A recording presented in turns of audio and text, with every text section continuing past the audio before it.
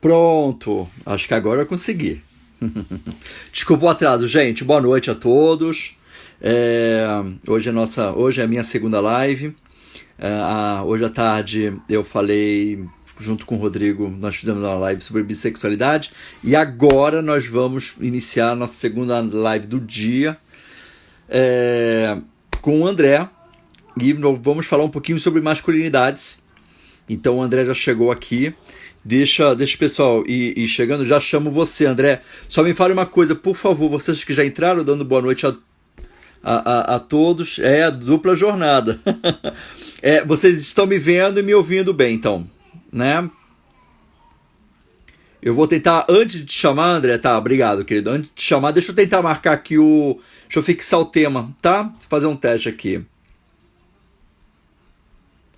Vamos ver, masculinidades.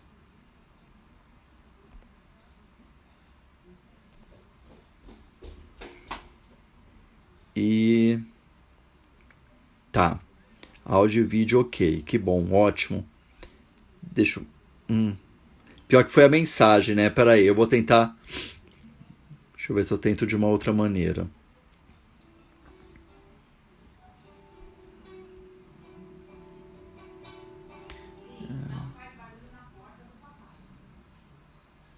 Pronto, deixa eu ver. É. Eu ia tentar fixar aqui, mas.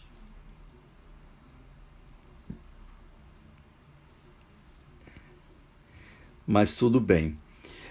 Bem, eu vou chamar o André e aí a gente começa. Prontinho. Ah, tudo bem? Tudo ótimo, e você, Brano? Tudo bem? Tudo bem. Eu apanho muito ainda, porque assim, engraçado, eu tô fazendo um monte de live, desde que começou esse negócio da quarentena, isolamento social, enfim. Eu tô aproveitando. As lives, para mim, é uma ótima forma de construir conhecimento, de aprender muito com você. Só que eu ainda não me habituei com alguns recursos que o Instagram fornece aqui. Então, eu tô aqui apanhando para tentar fixar o tema da nossa live agora e eu não consegui. Eu estou mandando mensagem, mas não está fixando. Então, tudo bem, a gente toca em frente. A gente vai aprender a fazer isso. Eu também não sei, mas acho que em algum momento a gente aprende. Não, e assim, Tem coisa deixa eu muito aproveitar, intuitiva. deixa eu aproveitar e até confessar. Gente, quando eu faço live, eu peço para o André, inclusive, assim, André, por favor, salva a live para mim. Como é que faz? O André que me Isso eu já salva, gente. aprendi a fazer. Eu ainda não, né? Eu peço para você, inclusive a live de hoje à tarde eu pedi pro André salvar para mim porque eu não consigo. Ai, meu Deus do céu, Uma hora socorro. vai. Querido, Uma você tá hora bem? vai. Vou salvar. Tudo bem, graças a Deus, tudo tranquilo. Que Já bom. estou, acho que meio que habituado com essa rotina de quarentena, de isolamento, né? Chega um ponto. Aham. Uma das coisas, uma característica interessante do ser humano é isso, né? Essa capacidade que a gente tem de se adaptar. Então, acho que eu estou adaptado, com muitas aspas, Muito, né? muito demais. Eu acho que eu tô nessa pegada também, sabia? Eu tô, assim, tenho me adaptado muito bem e te confesso que chega até alguns momentos que eu até esqueço como é que era a vida lá fora, a vida antigamente, sabe? Parece que é bem como eu escutei, as pessoas têm falado mesmo, né? Eu escutei isso de uma jornalista brasileira e ela falou que a gente está vivendo um novo normal, né? E é um pouco Isso. isso, é um novo normal mesmo. Tenho me acostumado bastante com isso. Mas, enfim, muito obrigado, viu, pela presença, por ter topado mais essa conversa comigo. O André vai se apresentar melhor, mas só para falar um pouquinho dele, eu rasgo muito a seda por André, porque o André é uma pessoa que eu admiro muito, é um grande estudioso da área da sexualidade. Nos conhecemos na SBRASH, né, André, na Sociedade Brasileira Sim. de Pesquisa em Sexualidade Humana. O André é um grande companheiro que, inclusive, foi uma grata surpresa, porque o André ele pesquisa muito sobre masculinidades, que é um assunto que eu adoro, e participei de um evento, de um congresso com o André, onde a gente se conheceu, e de lá, desde então, a gente vem debatendo algumas, né, a gente se encontra e fala sobre masculinidades, isso é ótimo. Então, por isso que hoje, para falar sobre isso, não poderia ter pessoa melhor para falar sobre masculinidade. Olha o brilho dele, olha o brilho desse homem. Ele está todo Tô tentando apertar a luminoso. luz para ficar menos escuro aqui, mas não tá dando certo, não. Homem, você não precisa de brilho externo, você já tem um brilho de dentro, entendeu? Natural. Enfim, pode começar? Bem, se apresente um pouquinho, então. Fala de você. Bom, o Brando já falou, né? Meu nome, para quem me conhece, para quem também não me conhece, eu sou o André Francisco, eu sou antropólogo, né? Estou terminando um doutorado em antropologia pela UF. Eu também sou educador sexual, sou sexólogo. E desde 2011 eu ando metido com esses estudos de gênero, de corpo, de sexualidade, né? São temas que me chamam a atenção. Então tem um tempinho já que eu estou nesse caminho, né? Falando sobre corpo, sobre gênero e especificamente, né? Sobre masculinidade. Daí quando o Breno me chamou para essa live, né? Eu topei na hora porque eu acho que é importante a gente falar sobre masculinidade, né, e sobre os muitos preconceitos e violências que podem estar ligados a esse universo masculino. Porque quando a gente lê, quando a gente estuda, quando a gente debate, a gente está produzindo conhecimento também, né? E aí a gente entra em contato com diferentes realidades, diferentes histórias, e aí a gente vai podendo, né, conhecer e, de certa forma, também desconstruir uma série de ideias preconcebidas que a gente tem. Então, quando a gente fala de masculinidade, de preconceito e violência, a gente também vai, eu, pelo menos, acho que a gente aqui vai estar falando muito sobre isso, sobre esse caminho de desconstrução, né? E também de reconstrução. É isso então, mesmo. assim, acho que uma das coisas mais importantes, porque a gente está, né, fazendo uma conversa sobre repensar masculinidade, né? E essas questões de preconceito e violência que estão envolvidas a ela. Então, acho que uma das coisas mais importantes que a gente tem que repensar é essa ideia de masculinidade única, assim, como se fosse um bloco só, um conjunto de atributos específicos, de comportamentos específicos que tornam uma pessoa um homem, como se fosse algo único, né? Um grande bloco. Precisa a gente começar a entender que existem, na verdade, muitas formas de ser homem, assim com aspas mesmo. E que essas formas englobam características e comportamentos, né, que podem ou não, né, estar contidas nesse ideário, desse grande bloco do que compõe a masculinidade, né? Então, ser homem, né, esse ser homem, não é algo que sabe, tipo, marcado na pedra, sabe? Não é algo extremamente definido, extremamente delimitado, totalmente formatado, porque ninguém é homem de forma igual. Perfeito. Eu não sou igual ao Breno, por exemplo. Várias pessoas que estão aqui assistindo também são homens que não são iguais a mim, não são iguais ao Breno, não são iguais entre si. Por isso que a gente coloca esse S aí no masculinidades, né? Logo depois de masculinidade tem esse S. Porque essa palavra é usada no plural justamente porque masculinidade, porque ser homem é uma experiência plural. Existe toda uma pluralidade de masculinos aí. Então, para entender um pouco isso, né? Eu queria só aproveitar, inclusive, o André ele tem um livro. Você tem um livro que foi lançado ano passado. Daí também a ideia de convidar o André até para poder falar um pouquinho desse trabalho dele, que é um trabalho muito bacana. Fala um pouquinho desse trabalho também, André. Não esquece de falar. Eu quero muito que você fale do seu livro, porque é um livro... Hoje em dia se fala muito sobre masculinidades, artigos estão sendo publicados, estudos estão acontecendo, grupos se formando, né, para o debate e o diálogo sobre masculinidades, mas ainda sinto uma carência, pelo menos aqui no Brasil, de livros, né, de literatura mesmo voltada para o tema. E o André fez parte aí de um projeto, de um compilado aí de temas voltados para o assunto. Então, não esquece de falar sobre isso. Vou falar então agora, aproveitar, né? Para falar sobre um jabá básico. O título do livro é Etnografias Urbanas, masculinidades, né? São 10 artigos escritos, em sua maioria por antropólogos, mas tem pessoas de outras áreas também, tem psicólogo, tem gente da área de letras, tem uma variedade de pessoas escrevendo artigos falando sobre masculinidade. Porque, como o Breno disse, né, tem uma falta muito grande de literatura sobre o assunto. Né? Isso. Porque, apesar do tema masculinidade, né, do tema dos temas de masculinidade, na verdade, não serem temas recentes, né, eles já acompanham os estudos de gênero ao longo do tempo,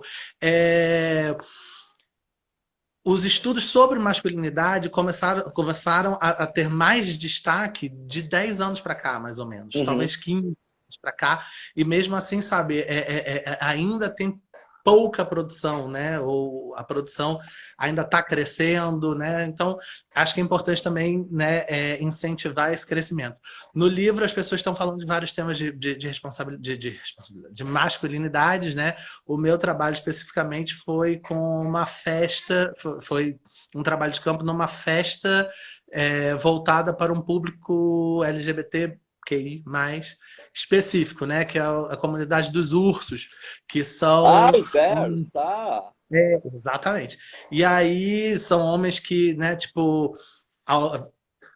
desde do surgimento dessa comunidade já havia nesses grupos, né, dessas comunidades, um certo questionamento de determinados padrões de masculinidade, o reforço de outras ideias de masculinidade, o resgate de outras ideias de masculinidade.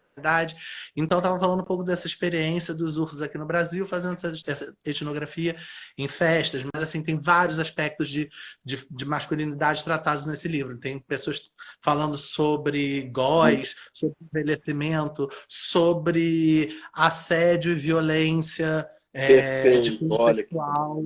Né? Então bom. tem assim um monte de coisa dentro desse livro, porque masculinidades, né, englobam, né, esse monte de coisas, né? Então, É. já bateu feito, a gente vai tentar colocar nos stories a capa do livro, né? Isso. E ó, No gente, vale Instagram muito tá a aí, tem pena tudo. mesmo. Eu ainda não. Eu já adquiri o meu, porque eu já pedi para o André, mas ainda não chegou aqui. A hora que chegar, eu vou comer, devorar o livro, porque tenho certeza que vai ser uma leitura deliciosa. André, deixa eu te falar nisso. Você falou sobre os ursos. Eu não sabia que você tinha falado sobre. Você estava debatendo a comunidade dos ursos.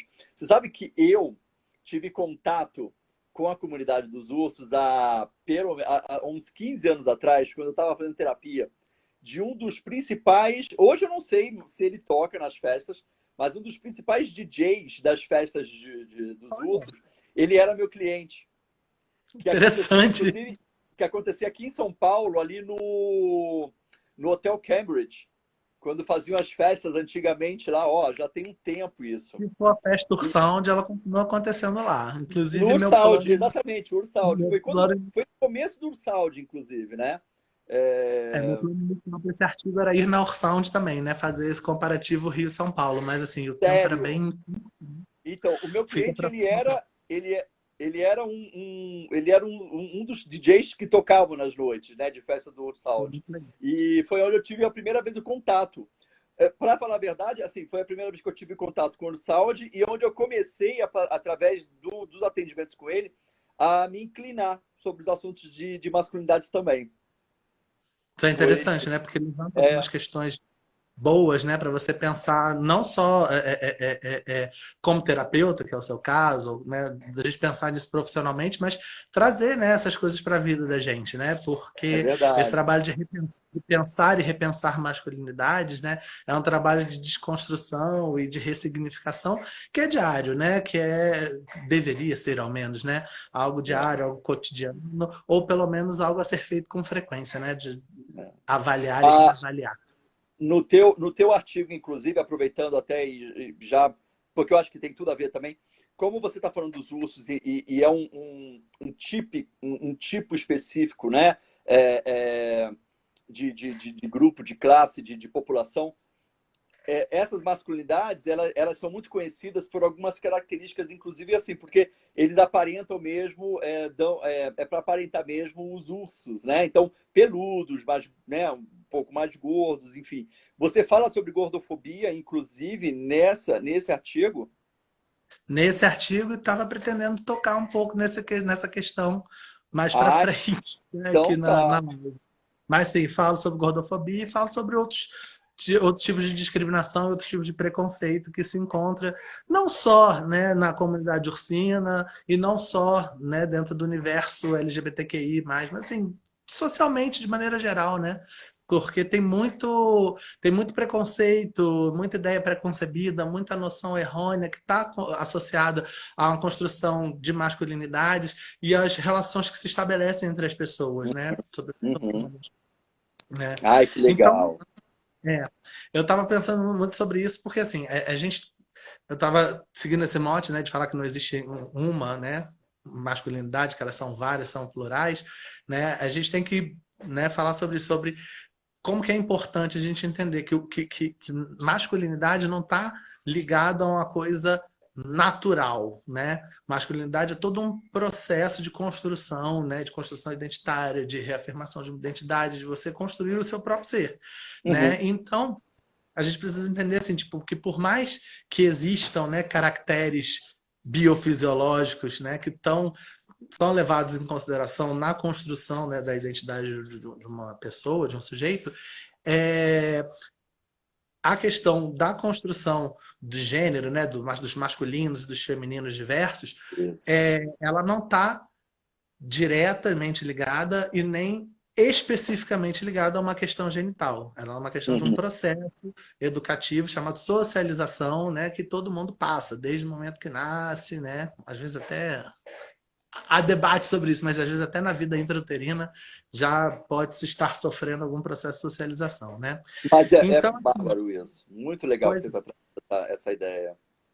pois é. E aí, assim, tipo, a gente parte muito desse pressuposto, né? De que tem uma influência muito grande, né? Do contexto na construção dos indivíduos, especialmente quando a gente está falando, né, de masculino, de gêneros, né? E aí, no Uhum. caso da live sobre masculinidade. Então, a gente entende o quê? Que isso tudo é uma construção, é uma questão, na verdade, tanto relacional quanto situacional. Está ligado a um contexto histórico, a um contexto geográfico, a um contexto cultural, a uma sociedade ou um grupo específico, né? Então, assim, eu gosto muito de falar desses exemplos, né, para mostrar como é que isso tudo é muito variado, né? É, as coisas variam no tempo e no espaço. Se a gente Sim. parar para pensar, né, que o que é definido como coisa de homem ou coisa de menino, né, isso tudo varia ao longo do tempo. A gente pode, por exemplo, usar o caso da atribuição de cores, né? Hoje em dia não, né? Já tem algumas décadas, né? Azul e Que rosa. Sim, sim. o azul e o rosa são atribuídos. O rosa é atribuído às meninas, o azul é atribuído aos meninos, e tem toda aquela coisa de, ah, menino não usa rosa e Aham. tudo e tal. Né? E assim, tipo, há menos de 100 anos, né, isso era completamente o contrário na sociedade, né? Até por questões de manufatura, de industriais da época, né, e de comércio, o azul era uma cor que era utilizada pelas meninas, ou tons de azul, e os tons Aham. rosados e avermelhados eram tons associados aos meninos, né? E aí isso foi mudando Exatamente. com o tempo e tem essa coisa de inculcar, né? Tipo, ah, não, azul é cor de menino, rosa é cor de menina, né? Para você criar certos interditos.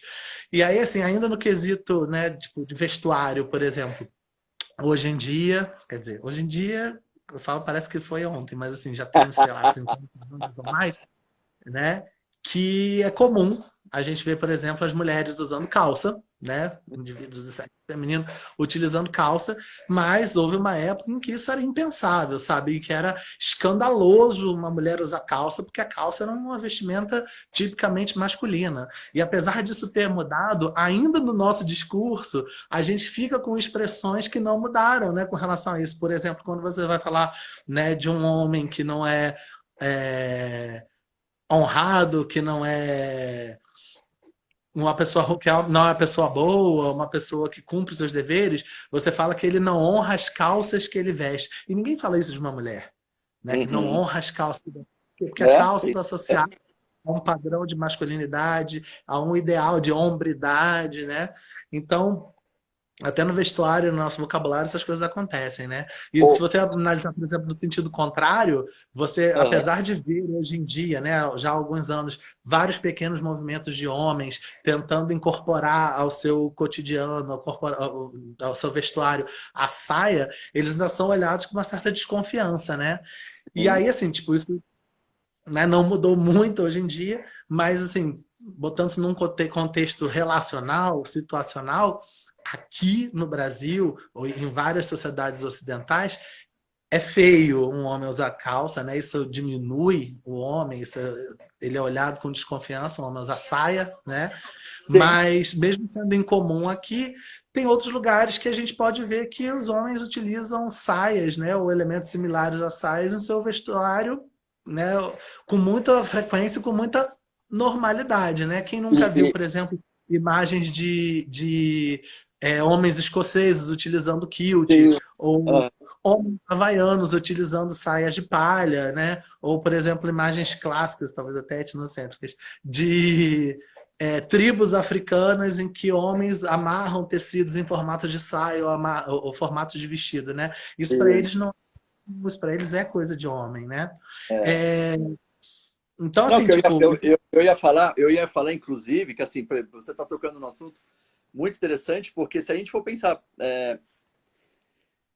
na história, né, historicamente, e a gente fizer esse recorte histórico e voltar, por exemplo, em sociedades, a gente vai voltar em sociedades onde se iniciaram a pecuária, né, e o cuidado ali com os animais, né, as primeiras sociedades agropecuárias, enfim, aonde muitas vezes os homens eles cuidavam, né, de cabras e bodes, e aí era curioso porque quando saíam para a gente vivia numa sociedade, era uma sociedade, portanto, era uma sociedade matriarcal, muito centrada no sagrado feminino, porque a imagem da mulher era a imagem da sacerdotisa que era associada à fertilidade, ao nascimento, e isso muda. Daí, essa mudança, né, histórica, social, muda justamente a partir dessas sociedades agropecuárias, quando o homem ele começa a perceber que ele faz parte, né, dessa reprodução, que ele faz parte também do momento da reprodução, né? E aí essa sim, hipervalorização a esse sêmen, a esse falo, né? E se colocando mesmo como detentor do nascimento da vida, né? Daí esse movimento de destronar, né? Tirar a mulher desse lugar de nascimento e ocupar este lugar, né? E aí, a partir é, de então, tem toda uma construção aí pautada dentro de um sistema voltado para um sistema muito patriarcal, e aí onde começam a surgir todas as configurações sociais de divisão de trabalho, né? E sim, aí onde você vai percebendo que o machismo e essas construções sociais tornam-se muito androcêntricas, né? Então tudo muito pautado relacionado a esse saber do homem em detrimento de uma subserviência, né? De uma subalternidade da mulher, né? Até se eu não me engano é a Simone de Beauvoir, né? Que fala que a mulher ela é como se fosse uma serviçal mesmo, né? Então, isso.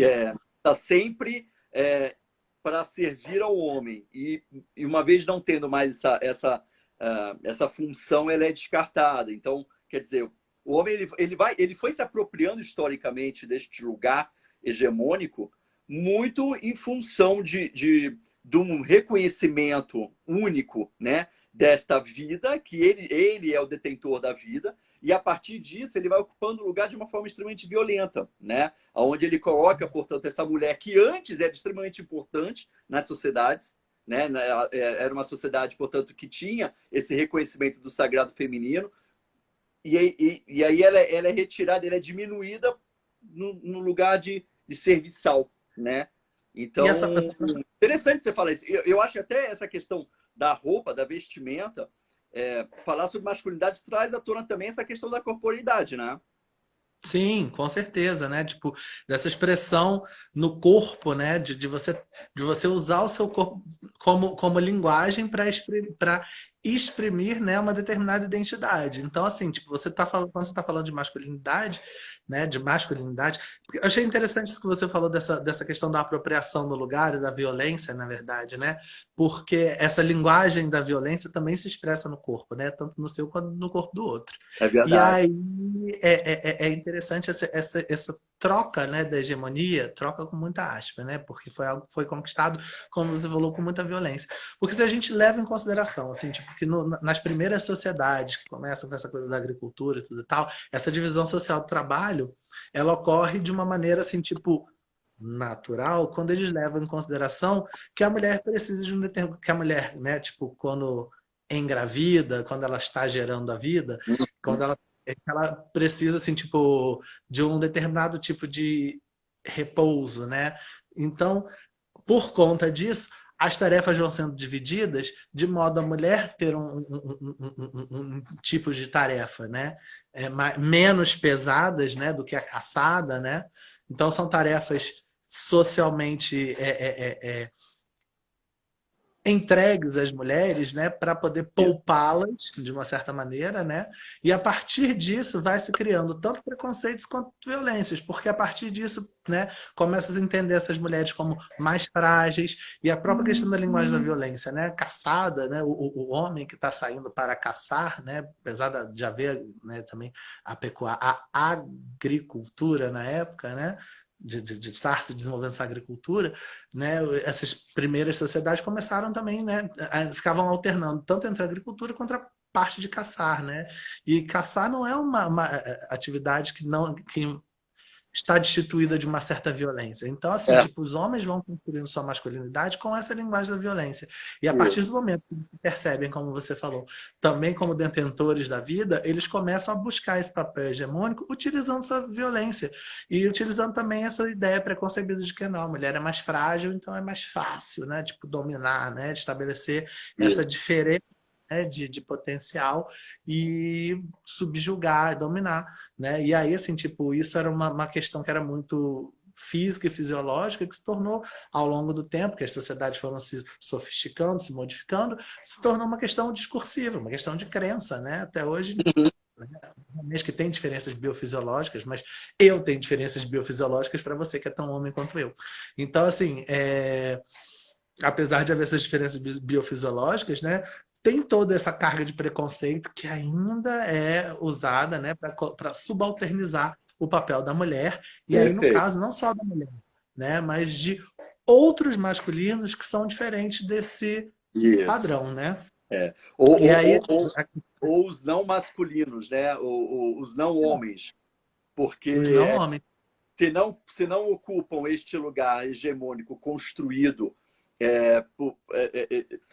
essa construção hegemônica, ela é ocupada por determinados homens, né? E existem outros homens que não ocupam este lugar hegemônico, que, portanto, não são reconhecidos como homens, portanto, e aí igualmente são violentados, são agredidos, são excluídos deste lugar hegemônico, né? E aí, daí também a importância, legal você ter ressaltado no comecinho do S das masculinidades, porque é sempre importante a gente fazer os recortes, né? Então, recorte de gênero, Exato. étnico, racial, fazer recortes, inclusive até de idades, né? Porque nós estamos falando aí de homens negros que têm uma realidade muito diferente dos homens indígenas, dos homens de jovens e adolescentes que também fazem uma outra leitura, idosos, né? Então, quer dizer, nós Diferença temos que ter regional, um. que quando os homens indígenas tem os Exatamente. homens no campo, sabe? Tipo, em situação rural, tem as diferenças entre as áreas mais próximas de capital, as áreas mais distantes da capital. Tem diferenças até, tipo, que parecem a princípio bobas, mas que não são. Porque, por exemplo, a socialização das pessoas numa cidade de praia, como é o caso Uhum. do Rio de Janeiro, que é uma capital, uma cidade de praia, ocorre de uma maneira diferente, por exemplo, numa cidade de praia do interior, ou como, É, por exemplo, em São Paulo, que é uma cidade que é capital, mas não é de praia. Então, a própria relação dos homens com os seus corpos, com os corpos alheios e com determinadas noções do que é o masculino é diferente, né? Então, tudo isso perpassa, tem um monte de pequenas coisas que acabam se tornando grandes, né? E é, acho que o interessante da gente ficar falando sobre masculinidades e pensando e repensando masculinidade é justamente poder desconstruir uma série de ideias que permitam a gente entender que existem várias formas, né, da gente existir no mundo e que elas são formas válidas e que elas não precisam ser necessariamente hierarquizadas, sabe? Então, assim, é possível você ser homem de maneira diferente no mundo. Você não precisa ser igual ao seu pai, igual aquele jogador de futebol, igual o galã da novela, né, para ser homem. Você pode ser homem à sua maneira, né, de diversas maneiras. E é meio complicado às vezes para a gente, né? Quando fala a gente, não estou falando a gente, não. Estou falando a gente de a maneira gente geral. talvez. amplo, aquele grande agente, quase com letras maiúsculas. É meio complicado para a gente entender e aceitar isso, porque, né, cada um de nós desde cedo, desde muito cedo, né, bombardeado com uma série de Nossa, expectativas, de que coisa. ideias, de emoções e de comportamentos, né, que justificam ou que embasam um modelo de ser homem, né? Uma forma muito específica de exercer a masculinidade. Então é bom a gente, né, compreender, né, que gênero, corpo, sexualidade, né, permite, não são coisas que estão, não são conceitos, na verdade, não são coisas que estão extremamente definidas e que têm que ser de uma determinada maneira, né? Você pode ter uma pluralidade, pode ter várias masculinidades possíveis, né? É, Deixa eu. então é bom sempre fazer. Você tá falando, deixa eu aproveitar até te falar sobre isso. Você está falando sobre masculinidades possíveis. Você gosta dessa expressão? Porque outro dia eu fico pensando, eu estava pensando, estava conversando com um colega, inclusive, que também debate sobre masculinidades, o Carlos. Eu estava pensando num termo, né, de seriam masculinidades possíveis, seriam masculinidades saudáveis. Eu tenho uma denominação, tem um artigo uma vez que eu publiquei, foi meu primeiro, foi um artigo que eu publiquei na Sbrash, inclusive na Sbrash, na revista da Sbrash, que eu me denominei como um homem cansado. Eu sou então a minha ideia de masculinidade, para eu debater masculinidade, eu parti de uma insuficiência minha, a partir do momento que eu olhei para o meu passado, olhei para a minha vida, olhei para a minha história e comecei a trazer vários aspectos que me deixaram cansado no sentido assim, não é mais sentido, não é mais isso que eu quero, não é mais isso que eu acredito. Essa educação que a gente recebe enquanto homens, que às vezes um mais, outros menos, mas é uma educação, uma criação que às vezes é muito, muito igual, né? É muito parecida, porque você vai recebendo valores, símbolos, significados, né? Que vai te moldando dentro dessa perspectiva hegemônica e que não se sustenta, porque esse ideal de masculino, isso está saindo de cena cada vez mais, né? Então eu cheguei a me denominar como um homem cansado. Até a Cris, que é uma colega, e uma vez eu falei isso, estava conversando isso com ela mandou um comentário aqui falando: o Breno se define como um homem cansado. E é bem isso, viu, André? Eu sou um homem cansado, mas o que você acha qual é essa perspectiva dessas masculinidades? É algo possível? É algo saudável? O que você imagina dessa perspectiva masculina? Eu gosto muito do termo possível, justamente porque pela semântica, né, da coisa, porque possível tem esse caráter de possibilidade, né, de você poder Perfeito. ser. Eu Então eu gosto muito. gosto muito essa denominação, masculinidades possíveis, né, porque você sabe, é aquela questão de a gente ser criado com tantos interditos, com tanto não pode isso, não pode aquilo, né? Então, assim, tipo, de repensar, né? De pensar em maneiras de ser homem que sejam diferentes dessas que são construídas de forma tão violenta e tão cheia de preconceitos, né? Que a gente vem encarando desde criança, desde muito cedo, né? Com todas essas expectativas e tudo e tal.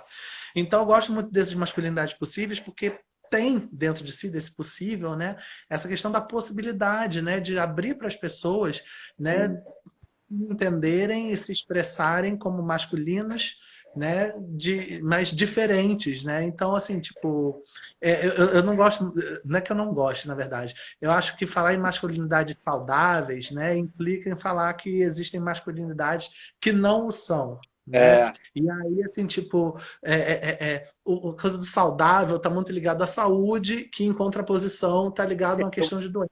Não é uma isso. questão de doença, né?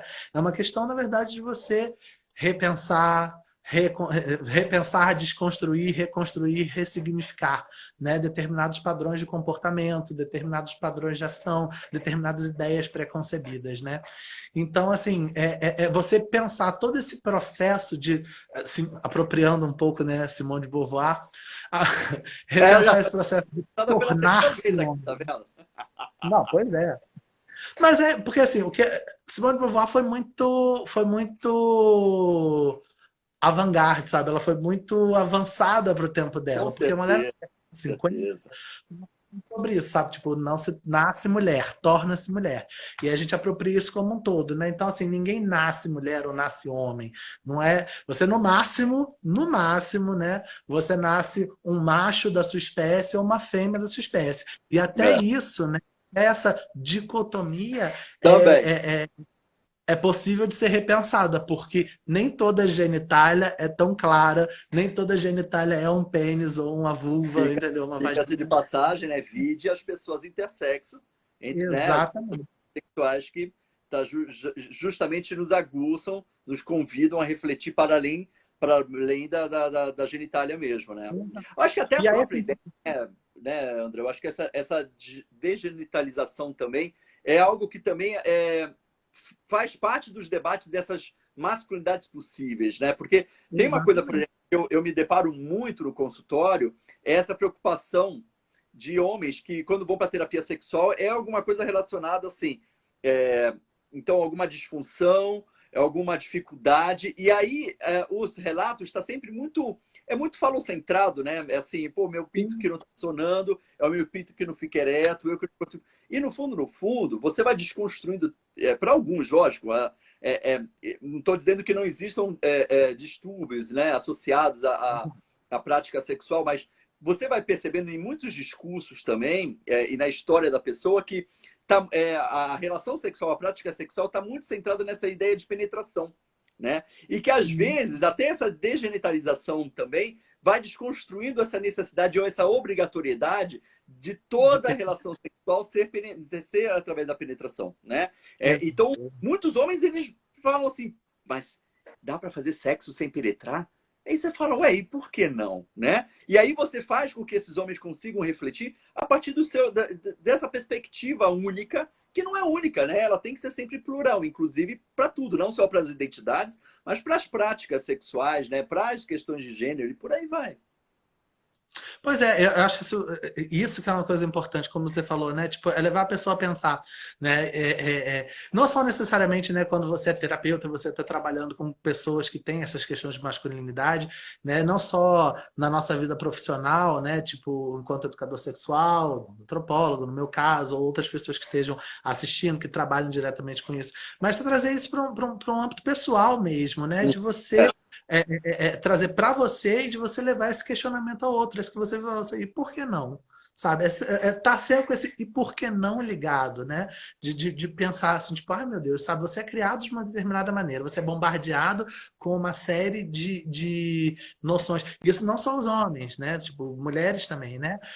A gente é, de maneira geral, bombardeado com uma série de informações acerca de masculinidades, né? uhum. Que meio que formatam a cabeça da gente, né, para pensar de uma forma, e a gente tem que estar sempre aberto a perguntar, e por que não? Por que que não pode ser diferente? Por que que não pode ter, né, outras formas de ser e de existir? Esse é o tipo de questionamento, já que você falou da sua experiência da pessoal, né, sua questão lá com os Homem ursos, e cansado. você é, na minha questão pessoal, por exemplo, é um tipo de coisa que eu parei para pensar já muito na frente. Mas, por exemplo, eu nunca fui um menino muito próximo do que se esperava de meninos da minha idade. Os meus Uhum. gostos eram diferentes, os tipos de brincadeira que eu gostava eram diferentes. E não que eu tenha sofrido algum tipo de retaliação, por exemplo, dos meus pais por isso, jamais, né? Assim, tipo, pelo menos não me lembro, não me recordo. Mas assim, tipo, passei boa parte da minha vida escolar, né, sendo chamado de viadinho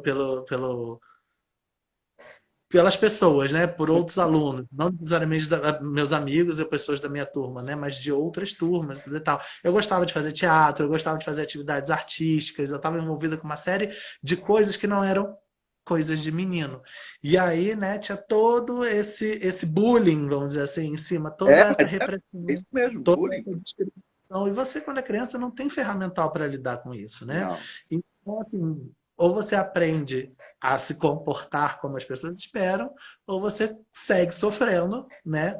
E eu não aprendi a me comportar como as E, pessoas esperavam. A nossa, verdade é essa. você falando isso, eu lembro que a primeira vez que eu escutei a palavra bicha, aquilo me soou de uma forma, aquilo foi falado para mim de uma forma tão violenta, tão agressiva, né? Sua bicha, Sim, porque eu tinha eu tinha. Eu não jogava. Bem, primeiro que eu nunca fui bom de futebol. Eu não gosto de futebol, né?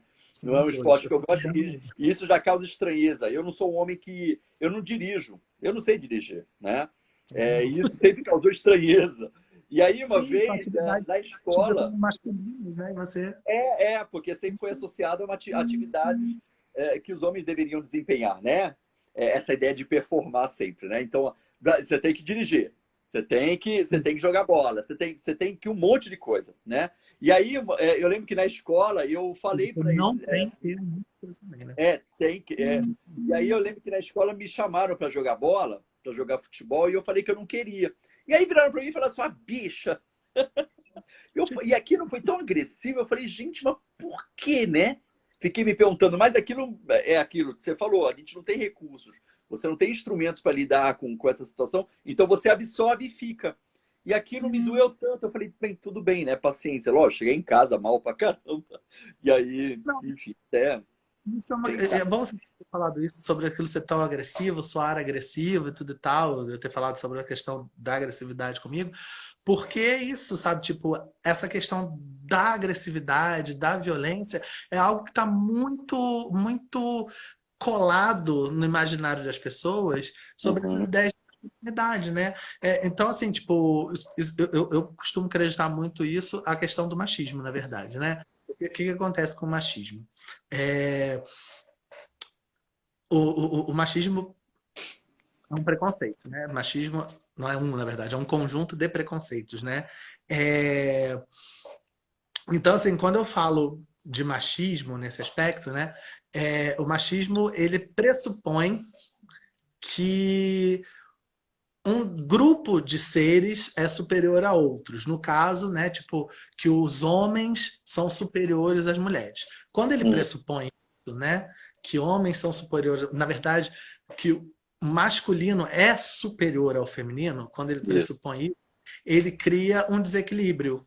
Ele estabelece um jogo de poder em que as relações têm um desequilíbrio e que quem se posiciona como superior, quem se entende como superior e é socialmente endossado como superior, né, ele exerce um poder, vamos dizer assim, sobre Uhum. quem é tido como inferior, como subalterno. E aí, nesse processo, esse processo, né, de subalternização corresponde a um processo também de dominação. E é um processo de dominação que é violento, porque ele engloba uma série de violências, né, que são usadas desse superior para impor seu modo de vida, seu estilo, seus pensamentos, suas ideias, sua dominação sobre esse que é, subalternizado, sobre esse que é tido como inferior. Aí, fazendo uma ampliação disso, né? Uhum. Porque a gente está falando de um masculino sobre feminino, inicialmente sobre de homens sobre mulheres. A gente pode entender também, né, que assim, tipo, quando a gente fala de como a gente não pode falar de um masculino, a gente está falando de vários masculinos, a gente pode perceber que tem masculinos que exercem esse mesmo poder, essa dominação sobre outros masculinos, né, que também os subalterniza e tudo tal. E a linguagem disso é sempre a linguagem da violência. Porque quando você se coloca numa situação, numa posição de poder e superioridade sobre outro, né, você usa da força, você usa da violência para poder impor a sua vontade. Quem está aqui embaixo não vai aceitar de bom grado, né? A pessoa É. vai ter que aceitar na marra. Então tem toda uma linguagem de violência, né, nesse jogo de subordinação. E Então, assim, feminofóbico, né? exatamente, efeminofóbico. E não só Porque, por efeminofóbico, exemplo, a né? bicha, a bicha está muito mais associada, está muito mais próximo do feminino, né? Então, assim, o gay afeminado. Não, a gay afeminada ele sofre preconceito, porque, inclusive dentro do meio LGBT, entre os gays, né? Entre homens gays, porque o gay afeminado, ele estaria próximo deste feminino. E eu já escutei muito assim, se eu quisesse Ou distante. me relacionar com um gay afeminado, eu ficava com uma mulher. Quer dizer, eu já escutei esse tipo de coisa, né? Então você vai vendo Exatamente. que até o próprio preconceito, os preconceitos do machismo, ele tem um alvo, né? Ele tem uma especificidade que é sempre que é uma violência também contra a mulher. Então, É. geralmente, o cara que é machista, ou o cara que é homofóbico, se você for analisar, ele talvez tenha também um quê de machismo aí, né? O homofóbico de verdade, ele é um machista, porque É. quando a pessoa é homofóbica, ela não está sabendo lidar com uma forma diferente de masculinidade, com uma Uhum. forma de masculinidade que é diferente daquela que ela entende como padrão, que ela entende a qual ele pertence. Então, Isso. assim, tipo, fóbico, ele se coloca numa posição de superioridade com relação a uma pessoa que é homossexual, seja ela afeminada ou não, mas o afeminado especialmente é pior dos piores, ralé das ralés para ele, né? Então, quando a gente está falando, quando a gente tá falando desse machismo, a gente está falando de um conjunto de preconceitos que vão estabelecer, né, não só essas relações, mas também um padrão de masculinidade, né, que deve ser observado por todos, que deve ser buscado por todos e que não suporta ou não aceita, né, ou subalterniza, né, aquelas masculinidades que são diferentes ou muito divergentes desse padrão, né? É.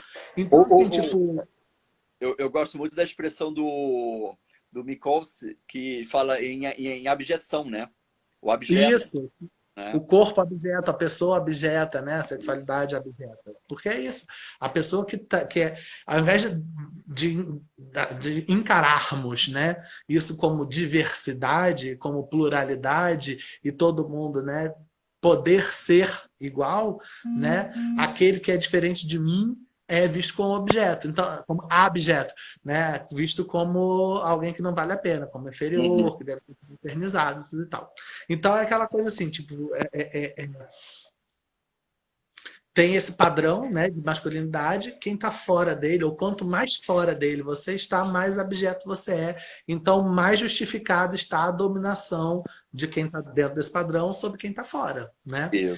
É, E aí, só um adendo, eu acho que aí nas entrelinhas, ou você já está falando meio que da teoria da caixa dos homens, né? Que é falado muito dentro da perspectiva das masculinidades tóxicas, né? exatamente, estava caminhando nessa direção. Ai, perfeito. Estava caminhando nessa direção. Porque o que acontece? Porque a gente pode resolver um problema e acaba caindo em outro, vamos dizer assim, né? Quando a gente começa a compreender, né, que existem masculinos possíveis, que eles são diversos, que eles não precisam estar dentro do padrão, né? A gente começa a entender, por exemplo, que tem masculinidades que são hegemônicas, masculinidades que são subalternas, né? Porque até dentro do próprio universo existem homens que discriminam outros homens por motivos diversos. E aí, né, Uhum. novamente, a necessidade de a gente quebrar determinados preconceitos sobre isso. Porque os homens que discriminam outros discriminam porque eles são afeminados, discriminam porque são gordos, discriminam porque não são viris, discriminam porque são negros, discriminam porque participam de outra classe social, discriminam porque são velhos. Então a gente tem Homens uma trans. série, né? Nossa, lembrei dos homens Exato. trans também, que é sempre uma outra pauta interessantíssima. Discriminam porque não tem pênis, E discriminam né? porque tem, exatamente. Exato. E aí, assim, nesse sentido, quando a gente vai desconstruindo isso, entendendo que existem vários masculinos possíveis. Mas dentro desses masculinos possíveis, tem outros que também existem, com as quais a gente está confrontado, que são chamados essas, né, que a gente chama dessas masculinidades tóxicas, né? Uhum. Eu resisti muito a trabalhar com esse termo, né, de toxicidade, porque de uma certa maneira foi um termo que ficou muito Muito popular, né? utilizado em voga e mal utilizado pelas pessoas, né? Tudo as pessoas apontavam, isso é tóxico, esse é comportamento tóxico e tudo e tal. Mas a gente tem que reconhecer que determinadas masculinidades, né, já não cabem mais na atualidade, determinadas ideias de masculinidade. Então são masculinidades não possíveis, né? Essas Uhum. masculinidades, elas são possíveis porque elas existem, mas são masculinidades que não deveriam mais existir ou encontrar espaço, encontrar eco para se reproduzir. É, Para falar dessa, você sabe que a palavra, me lembrei agora, para falar esse tóxico, né? A palavra tóxica, ela foi em 2018, ela foi a palavra mais pesquisada no dicionário Oxford. fizeram um levantamento das palavras mais pesquisadas. A palavra mais pesquisada foi tóxico e acompanhado do quê? Masculinidade. Foi a Pois segunda é. palavra mais pesquisada. Então, assim, não é que... São discussões importantes, são discussões interessantes, né? De você reconhecer que existem, né? Masculinidades são tóxicas. Mas é importante a gente pensar, por que que elas são tóxicas? E elas são tóxicas para quem, né?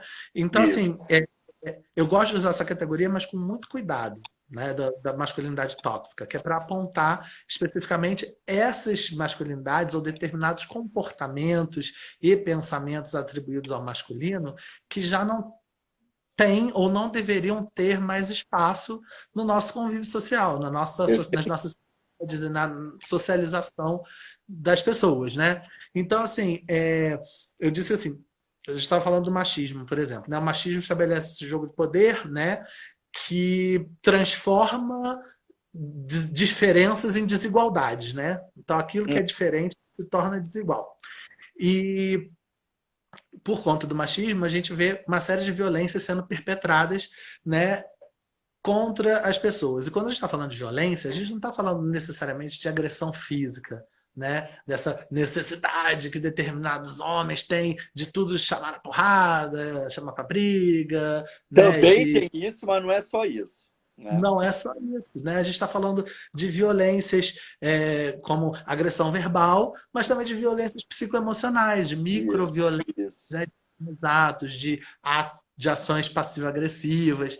Então, assim, infelizmente, a violência é e tem sido um componente frequente na construção das masculinidades, né, e das relações humanas.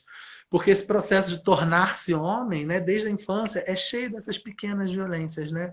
Então, assim, tanto a violência que a gente, enquanto homem, acaba perpetrando contra os outros, quanto a violência que a gente sofre, né, no nosso processo educativo, no nosso processo de socialização e de sociabilidade, né? Como você relatou, né, as agressões que você sofreu, as agressões que eu sofri, mas determinadas coisas que eu falei, que você falou, que você fez, né? A gente aprende que certas violências que a gente sofre ou que a gente vê outras pessoas passando são violências que a gente deve reproduzir, né?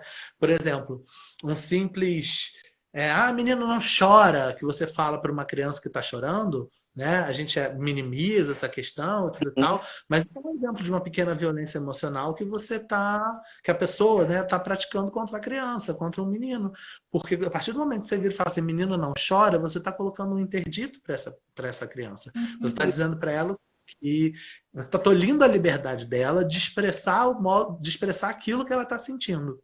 Então você está tipo roubando, né, dessa criança, você está violentando essa criança, né, tirando dela ela tem essa necessidade de expressar o sentimento dela e ela está sendo tolhida, né, você está roubando esse direito dela, uma pequena violência.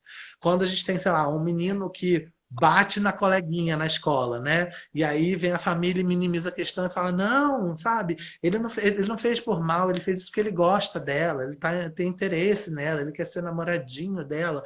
Você está ensinando para uma criança, né, que uma ação violenta é aceitável, especialmente nesse caso, porque está se dirigindo a uma mulher, que é o Isso. quê? Inferior a esse menino.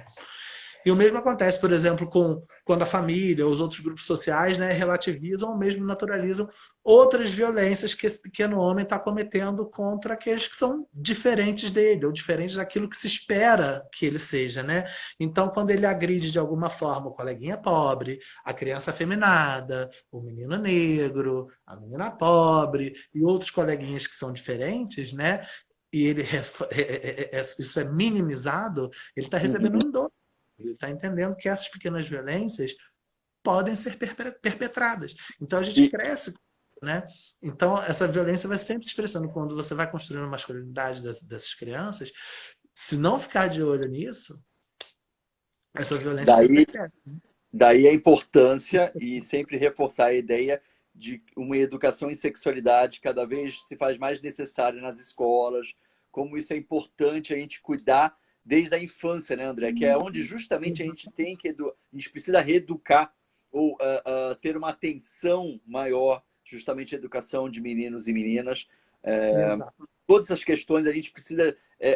porque ninguém nasce machista, ninguém nasce preconceituoso, ninguém nasce racista, ninguém nasce assim. Isso tudo é uma construção, isso tudo é uma imposição, colocações, distorções Aham. sociais, e isso vai sendo interiorizado de tal maneira que o problema é, se você não trabalhar isso na infância, depois fica muito mais difícil depois de você ir desmistificando isso na adolescência, na juventude, na fase adulta. Então, como é importante a gente cuidar dessa infância, a gente conseguir abraçar e acolher os pequenos para que eles justamente não tenham comportamentos machistas, né, posicionamentos violentos, discriminatórios e por aí vai. Deixa eu fazer uma pergunta para você, que estão fazendo uma pergunta aqui, a Natália colocou uma pergunta que eu achei muito legal, muito Aham. pertinente.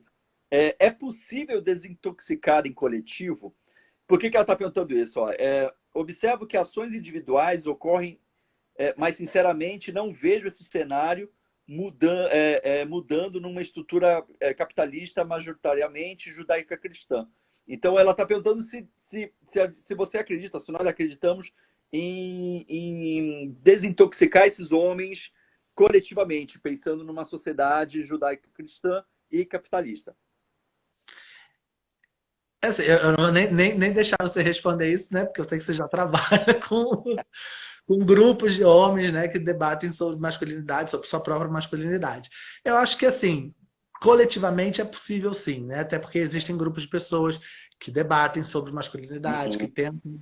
Assim, a rigor, o processo de desconstrução e de combater, né, de você de processo de desconstrução e de reconstrução é um processo muito individual. Você tem que estar disposto, você tem que estar aberto, né? Que você tem que entender que você pode ser e existir de maneira diferente enquanto masculino numa sociedade, né? Enquanto homem ou outra expressão. E aí, assim, tipo, isso obviamente é um trabalho interno.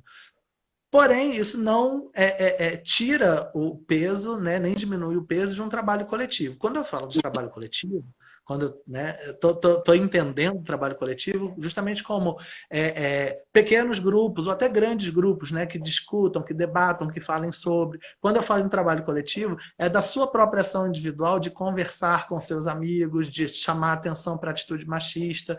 Então, assim, Perfeito. existe, né? Eu não acho que assim que existe um trabalho coletivo de você sentar e pegar uma sociedade inteira, tipo um Brasil inteiro, ou um Rio de Janeiro inteiro, e você ensinar coletivamente, ou você levar coletivamente essas pessoas, né, como um grupo todo, a pensar sobre isso. Mas assim, todo esse trabalho de mudança de mentalidade é um trabalho de formiguinha, né? Que vai acontecendo lentamente, vai acontecendo em pequenos passos, mas é um trabalho que pode ser feito sim de maneira coletiva, né? Então, assim, acho que é super válido fazer esses grupos, achando que é super válido você conscientizar pessoas ao seu redor, né? Sendo você profissional da área ou não, sendo você estudioso da área ou não, a partir do momento que você se propõe a desconstruir coisas dentro de você, né? Você também pode se propor a ajudar aquela pessoa que está ao seu entorno, né? A desconstruir essas coisas também, desconstruir determinadas ideias, determinados preconceitos, determinadas linguagens de violência que se reproduzem, se reproduzem, se reproduzem. Então, assim, acho que tem um mérito muito grande nessa ação coletiva, assim, muito grande mesmo.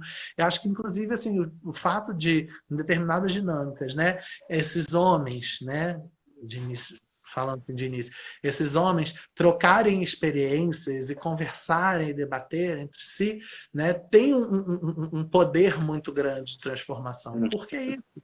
Você todo um trabalho de você repensar. Então não adianta ficar achando, né, tipo que não vai fazer efeitos e tal. Vai, em algum momento vai.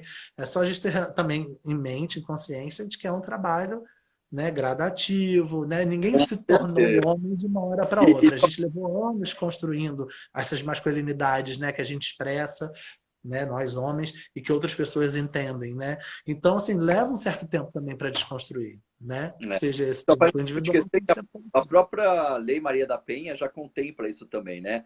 Os homens agressores né, que perpetraram violência contra suas esposas, companheiras, parceiras, eles faz parte da Lei da Maria da Penha a condução desses homens à obrigatoriedade de participar de grupos reflexivos sobre as agressões que eles cometeram. Então, é, eu acho muito válido a fala do André. Eu acho que coletivamente, enquanto sociedade, é difícil, mas é um trabalho necessário um trabalho que leva tempo, um trabalho gradual, mas que já existe, né? Essa visão, já se contempla e já se ampara, né? Inclusive juridicamente, por conta Uhum. disso. Acho que os trabalhos de grupo com homens eles são necessários. André, está acabando o nosso tempo. Tá Olha só, acabando. Triste. está acabando. Faltam 13 segundos, 12. Quero mandar um beijo para você e falar que a gente vai fazer a segunda parte, cara, porque a gente precisa falar Só sobre a isso, tá? favor. Tô dentro, só me Ó, chamar. vai fechar, peraí. Beijo!